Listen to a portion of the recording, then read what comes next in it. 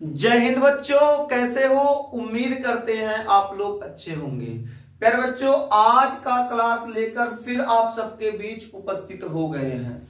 आज के क्लास में हम लोग अध्ययन करने वाले हैं एक्वा रेजिया यानी अम्ल राज के बारे में। मेरे देश के नौजवान, ये एक लाजवाब टॉपिक है। यहां से एग्जाम में प्रश्न पूछ लिया जाता है तो बच्चों को अम्लराज के बारे में नहीं पता होता है, एक्वा रेजिया नहीं पता होता है, जिससे क्या होता है ऐसे प्रश्न को वो एग्जाम में छोड़ के चले आते हैं। इसलिए आपसे अगर ये प्रश्न पूछ लिया जाए एक्वा रेजिया यानी अम्लराज क्या होता है, तो आप इस प्रश्न को मत छोड़िएगा, क्योंकि आज एक्वा रेजिया के बारे में आपको बताएंगे। लाजवाब टॉपिक है, छोटा सा टॉपिक है, एक बार में ही आपको समझ में आएगा। ज्यादा इसमें तामझाम नहीं है, बस थोड़ी सी जानकारी आपके साथ जैसे ही साझा करेंगे तुरंत आपको एक्वा रेजिया यानी अम्लराज समझ में आ जाएगा। बात करें एक्वा रेजिया जो होता है, अम्लराज जो होता है वो क्या होता है।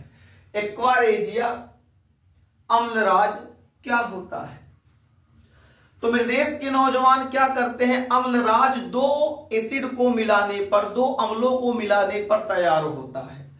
अब ऐसे नहीं कि किसी भी दो अम्लों को मिला दिए तैयार हो जाएगा एक्वा रेजिया, नहीं मेरे देश के नौजवान। सबसे पहले हम लोग एक सांद्र हाइड्रोक्लोरिक एसिड लेंगे, उसके अलावा सांद्र HNO3 नाइट्रिक अम्ल लेंगे। हाइड्रोक्लोरिक अम्ल, नाइट्रिक अम्ल दोनों को बाबू क्या करेंगे, एक निश्चित अनुपात में मिलाएंगे। ये जो निश्चित अनुपात होता है 3:1 के अनुपात में मिलाते हैं। जब 3:1 के अनुपात में इसे मिलाएंगे तो मिलाने के पश्चात एक नया पदार्थ तैयार होगा। उस नए पदार्थ को हम लोग क्या कहेंगे, एक्वा रेजिया कहेंगे। कहेंगे मास्टर कुछ तो समझ में आ रहा है, थोड़ा सा और बताइए। तो मेरे देश के नौजवान सबसे पहले एक काम कीजिए, एक्वा रेजिया हेडिंग करके साथ साथ इसे नोट कर लीजिए, फिर आपको समझा देते हैं। तो मुस्कुराते हुए मेरे देश के अच्छे बच्चे हेडिंग करेंगे एक्वा रेजिया। हेडिंग क्या करेंगे, एक्वा रेजिया अम्लराज। अब अम्लराज अभी क्या बताया, थोड़ी देर पहले आपको बताया गया अम्लराज आपको अगर तैयार करना है तो दो अम्लों को लेना पड़ेगा। जो सबसे पहला अम्ल होगा सांद्र हाइड्रोक्लोरिक अम्ल, दूसरा जो अम्ल होगा सांद्र नाइट्रिक अम्ल। सांद्र हाइड्रोक्लोरिक अम्ल, सांद्र नाइट्रिक अम्ल की सहायता से ही अम्लराज तैयार होता है। तो लिखेंगे हम लोग क्या, तो मेरे देश के नौजवान साथ साथ नोट करते रहिएगा। हम लोग क्या लिखेंगे, सांद्र हाइड्रोक्लोरिक अम्ल तथा सांद्र नाइट्रिक अम्ल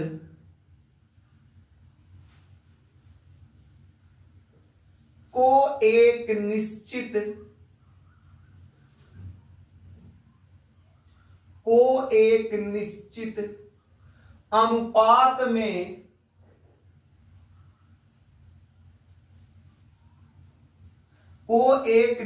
अनुपात में अनुपात क्या होगा बाबू, 3:1 को एक निश्चित अनुपात 3:1 में मिलाने पर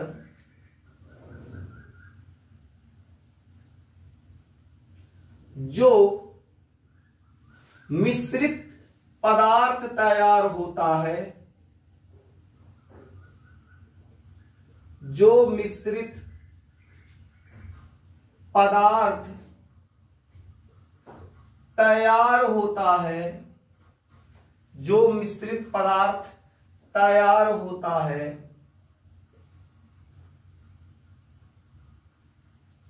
उसे एक्वा रेजिया या अम्लराज कहते हैं।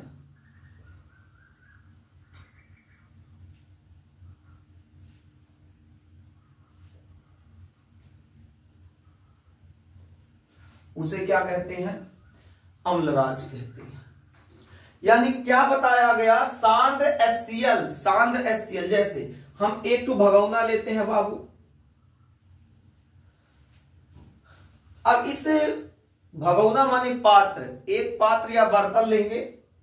अब इस पात्र में हम लोग दो पदार्थ मिलाएंगे। एक पदार्थ डालते हैं HCl, क्या डालते हैं? HCl डालते हैं, HCl, क्या डालते हैं? HCl, हाइड्रोक्लोरिक एसिड, ये हो गया HCl।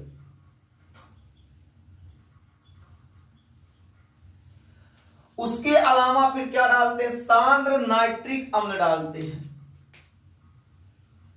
ये हो गया सांद्र नाइट्रिक अम्ल, HNO3।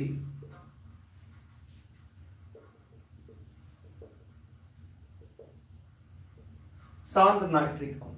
तो जब HCl और सांद्र नाइट्रिक अम्ल मिलाएं तो मिलाने के पश्चात एक नया पदार्थ तैयार हुआ। इनको जब मिलाएं तो मिलाने के पश्चात एक नया पदार्थ तैयार हुआ, जिस पदार्थ को हम लोग एक्वा रेजिया या अम्लराज कहेंगे। क्या कहेंगे? अम्लराज कहेंगे। लेकिन मेरे देश के नौजवान, इसमें कंडीशन है।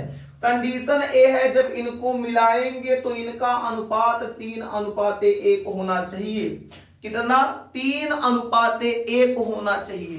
कहेंगे मास्टर 3:1 का मतलब, जैसे हम कल्पना करते हैं कि हमारे पास एक क्या है, एक इतना बड़ा ढक्कन है, उसी ढक्कन से हमको क्या करना है? मिलाना है।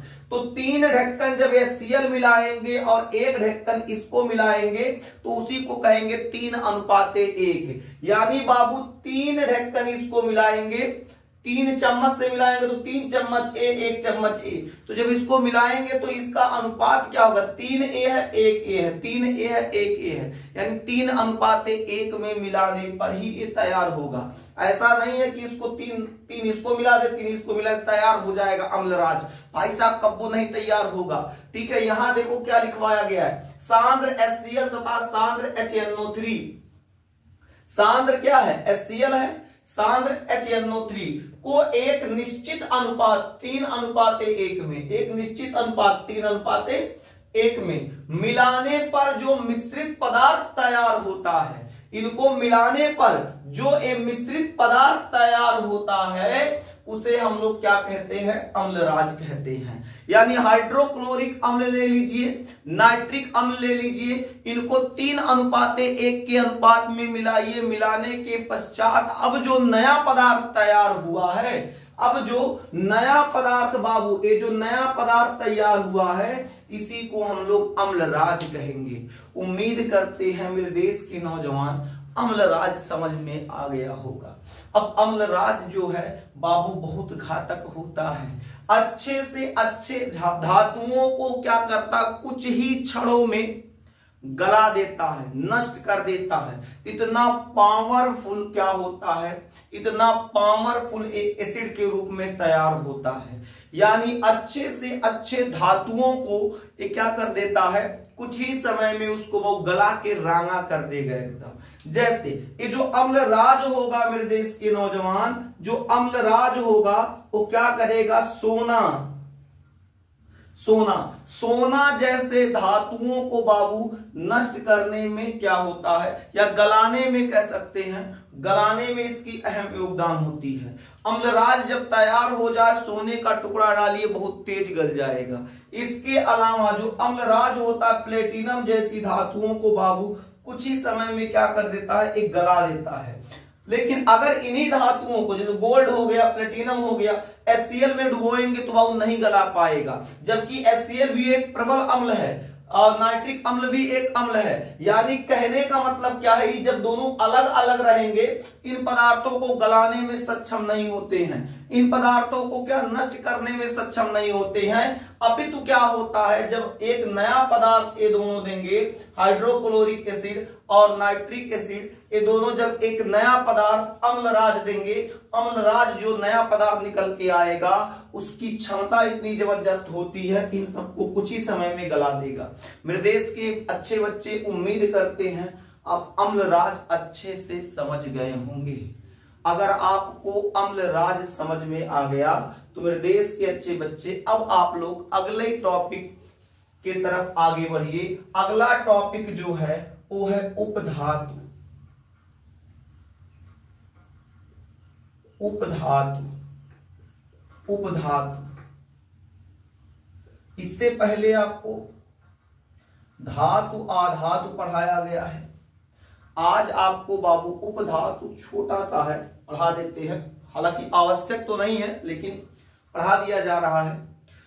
उपधातु क्या होता है, सबसे पहले इसको समझते हैं। देखो, जब गांव में आप लोग क्रिकेट खेलते हैं तो क्रिकेट खेलते समय जैसे 13 लोग हैं तो 6 लोग एक टीम में, 6 लोग एक टीम में। अब एक टू बच गया, अब एक टू को भाई खिलाना तो है ही, नहीं गुस्सा आ जाएगा, नाराज हो जाएगा। अब उसको नहीं खिलाएंगे तो उसको बड़ा दुख महसूस होगा, देख भाई वाह हमको नहीं खिला रहे हैं, सब अपने को खेल रहे हैं, बैटिंग बॉलिंग करेंगे, हमको नहीं खिलाएंगे, तो उसको दुख होगा। इसलिए उस क्या करते हैं, उसको हम कहते हैं चलो अच्छा तुम एक काम करो, तुम खेलो लेकिन तुम पटगोल रहोगे, मतलब वो हरोस खेलोगे या हरोस खेलोगे। वो हार के जब बैटिंग आएगा, जब बैटिंग वाले सब निपट जाएंगे तो तुम बैटिंग कर लेना, बॉलिंग भी कर सकते हो, कोई दिक्कत नहीं है, दोनों तरफ से बैटिंग बॉलिंग करेगा, तो यानी पटगोल का काम करता है। उसी प्रकार बाबू धातु और आधातु के अलावा जो उपधातु होता है ये होता है पटगोल।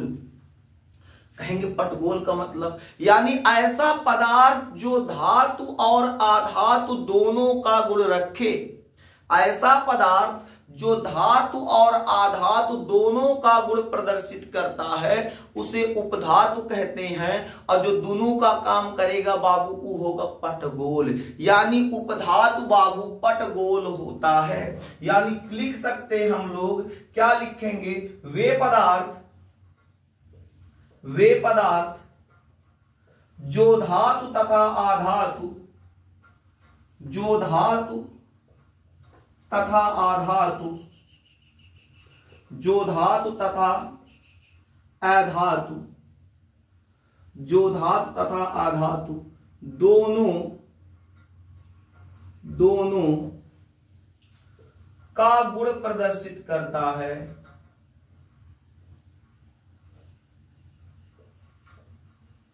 दोनों का गुण प्रदर्शित करता है,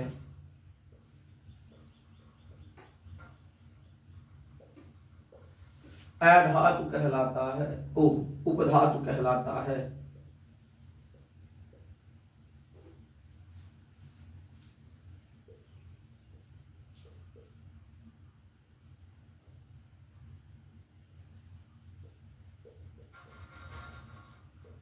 उपधातु कहलाता है यानी ऐसा पदार्थ जो धातु और आधातु दोनों का गुण प्रदर्शित करे, धातु का भी आधातु का भी, ऐसे पदार्थों को उपधातु कहते हैं। इन पदार्थों के अंतर्गत बाबू बोरान आ जाएगा। क्या आएगा, बोरान आएगा।